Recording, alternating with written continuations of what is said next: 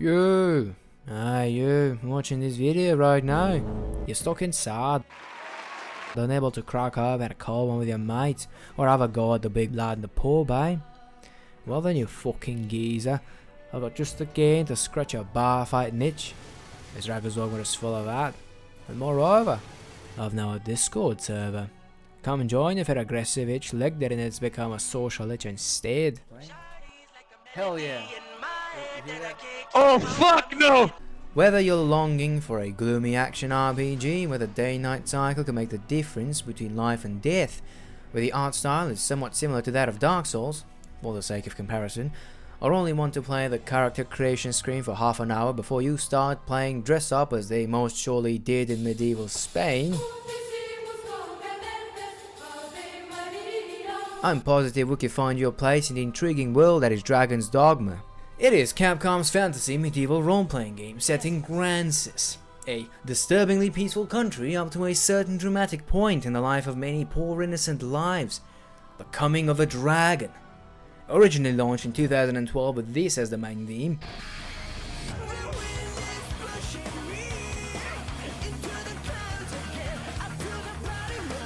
The game's version is different from PS3 and Xbox 360, later on having changed to this main theme.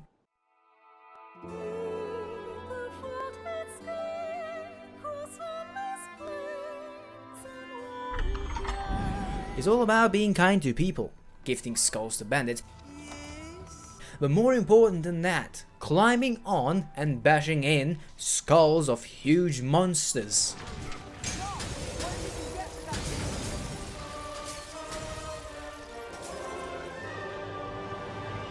You are the Arisen,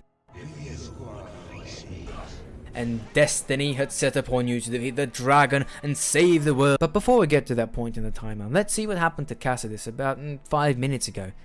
As you exit your humble abode, you notice kids playing in the sun which shines ever so brightly upon the unflinching sands and sea of this village.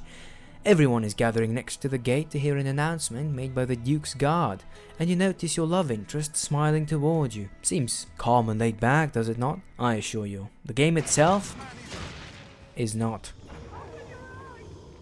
The announcement the soldiers make is about the dragon returning to prey upon Grancis lands, when all of a sudden... It's the dragon! In an act of valor, you grab one of the frightened soldiers' dropped swords and show your might before the dragon. Gregory notices this act of valor and decides to brand you Arisen, stealing your heart but making it so you live to fulfill your destiny.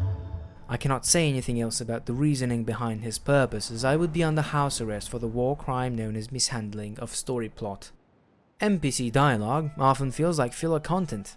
It's not too appealing for the most part, and the NPC's lips aren't even synced, but the cutscenes, the different endings, and the stories of all the Arisen you find throughout Grancis might make you feel like connecting dots at some point.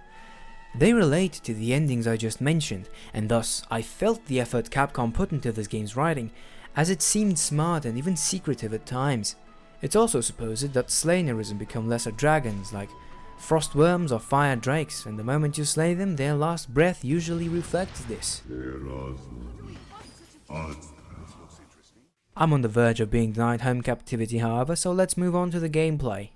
If you haven't washed the dishes or haven't scrubbed the bottom deck yet, I highly suspect you actually enjoy doing chores as long as it happens virtually.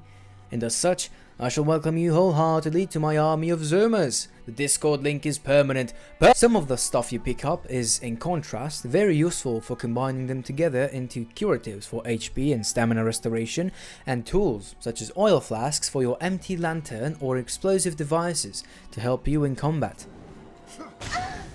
There is also a lot of materials dropped by the mobs you kill. Most of it is only used for upgrading your weapons and armor. However, some plants not classified as curatives and saurian tails can be used both for upgrading equipment and consuming or combining as well.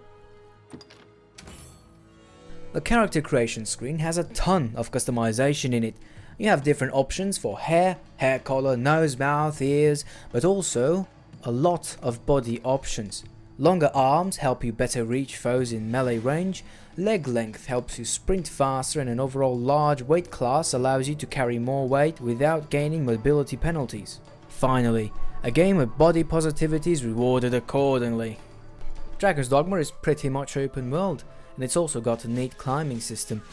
The only existent closed instances in the main game are the 3 safe areas, Cassadis, the encampment in Grand Soren, and the few dungeon-like zones that usually involve a quest, such as the Blue Moon Tower or the Catacombs. The expansion map, Bitter Black Isle, is comprised only of closed instances however, but the difficulty makes up for that, as it is exponentially raised there in comparison. Fun fact, you can traverse almost the entirety of Cassadis and Grand Soren solely on the rooftops, and up there you can find chests with loot as well. Make sure to mind the edge, master. In case you are put off by the instances, I'd say loading times for changing instances are fine. The time it takes to upload your main pawn to Capcom's servers on the other hand. The day-night cycle is very one of a kind in this game, as the pitch black environment of anything outside the safe areas makes your lantern a vital part of your exploration, and different mobs at night will spawn in the same spaces as their daylight counter. Right outside of Grand Soren, undead will appear out of the ground where bandits may have otherwise been found. The first path you ever walk between Cassadis and the encampment becomes plagued by wolves and goblins at night, and many other rows become infested by skeletons and undead during the same time period. Pawns are a wonder in this game, done as a hand most of the time, but they help you gather ingredients or other things from the world as long as you're not in combat. Of course, unless they have the Acquisitor inclination, in which case they will do anything to avoid combat just so they could collect petty pebbles. Speaking of pawns, they are, although optional, a main part of combat. You get Rook, your first support pawn in your party, right before exiting Cassadis in the beginning of the game. His main role? Having himself thrown into deep waters. Such is life for one of the Pawn Legion. You later on receive your main pawn, which you can name and also shape both physically and vocationally however you want. The maximum party size is of 4 and comprised of you, your main pawn, and up to 2 support pawns. You can enlist pawns of higher levels than you, and if you're friends with the pawn's master, you may enlist them for free, even if they are stronger than you. All of this comes at the price of less experience points however, and it works the other way as well, as lower leveled pawns increase your XP gain rate. Vocations are the main focus of this game. They are the bread and butter of Dragon's Dogma, or how we like to say around here.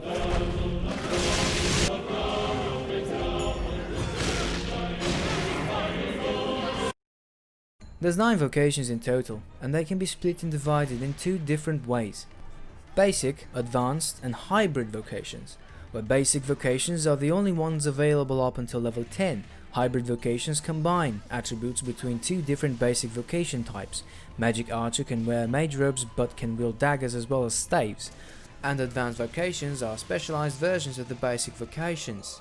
A Ranger is a strider with a huge, big damage longbow, or red, yellow, and blue.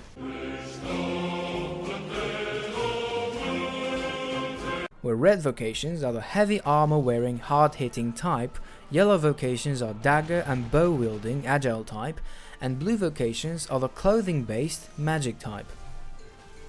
Skills are as interchangeable between vocations as shared languages between countries. As long as they are available on the same weapon, they work fine for the most part. For example, core dagger skills learned on a ranger will be available on an assassin in their upgraded form from the first vocation level without any extra effort. However, you will more often use your longbow than your daggers as a ranger, and let me tell you, you will spend a lot of time testing out skills on different opponents whenever you unlock a new one. I often felt like this combination of a large assortment of skills to choose from and monster variety with a high difference of weaknesses was its own experience. A lot of them are weak to fire in the pre-dragon game, and then a lot of them become weak to ice post-dragon. Yes, the game doesn't end with the dragon's defeat. Also, New Game Plus is a thing in here. But you will always get more far by learning that you can climb onto Cyclops to make them take their helm down before exploiting their single eye, or by severing a Saurian's tail to severely stagger it. There are a ton of weapons. Seriously, just look at my deposit. The same can be said about armor, which only encourages fashion's dogma to exist, if not build variety. Weapons sometimes are imbued with a permanent magic enchantment, and they can be a game changer if you know your elements. Topping all of that off, RPG stats, as two-dimensional as they are, get raised more or less based on which vocation you have when you gain a level. Sorcerers gain the highest amount of magic damage per level, whereas assassins gain the highest amount of physical damage per level. Rangers gain more stamina than warriors, and so on. In the end, most of your damage and resistances come from your equipment anyway, but I thought Capcom had a special approach to raising character stats. I'll link the build I followed in the description if you want to check it out, but be wary, it's much more boring to min-max in this game than anywhere else. The side quests aren't as numerous as you might expect from an open world game, and they can be failed if you progress too quickly with the main story. However, they affect one another many a time. Madeline never opens up her shop if you do not aid her before you escort the Hydra head, and my favorite side quest, finding Salamet's grimoire for Stefan. You can choose to help him, or you can choose to fuck him over. I fucked him over, handing him a forgery of the tome, and in turn, his wish to help me back seemed to fuck over my relationship with him.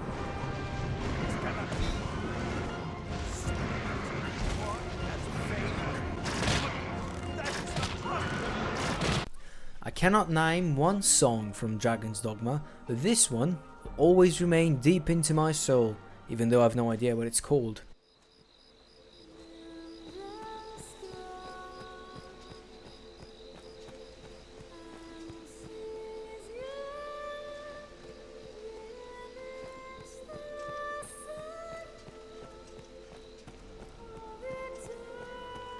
Shut your fucking mouth! And this is only because there are so many songs in this game. Call me biased, but I think that while you won't remember their names or who worked on them, they are recognizable, high quality, and designed to offer you quite an epic experience, especially when combating the expansion's final boss.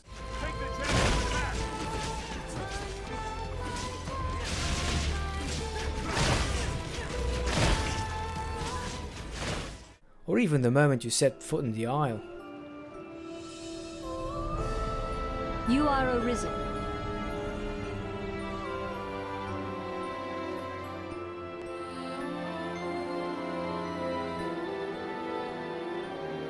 We stand now on Bitter Black Isle, far as sea from the cove we departed. Another memorable track for me was the character edit song. I swear, almost every time I started a new game plus, I would sit around for 5 minutes give or take, only so I could hear that relaxing song. Music isn't all the sounds you hear in Dragon's Dogma, however. Existence in this world is comprised of two main elements, life and death. For every fire dagger slither which takes away one more goblin, a wholly imbued staff bolt gives back unto one's well-being. What I'm trying to say is, enchanted weapons sound different depending on which element they've got. The longbow sounds as if it staggers like a horse kick in comparison to the normal bow, which it does at the cost of mobility. You can feel the difference between smashing a skeleton with blunt force and trying to cut it with blades. And last but not least, sorcerer spells. They are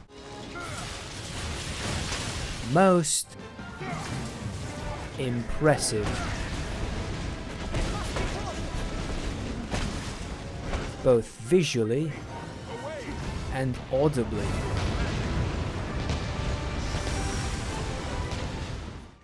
This game is basically a port from a decade ago. The graphics are rubbish in comparison to what we have nowadays, but hey, I've already stated that this is not the selling point of Dragon's Dogma. Magic effects present a fascinating show for the eyes, and I was especially intrigued by the sorcerer's big spells if you haven't noticed. If you zoom into certain spells, you will definitely notice that they are perhaps low resolution, but I still found them to look rather appealing. Low resolutions never stopped anyone from creating grand scenery though, did they?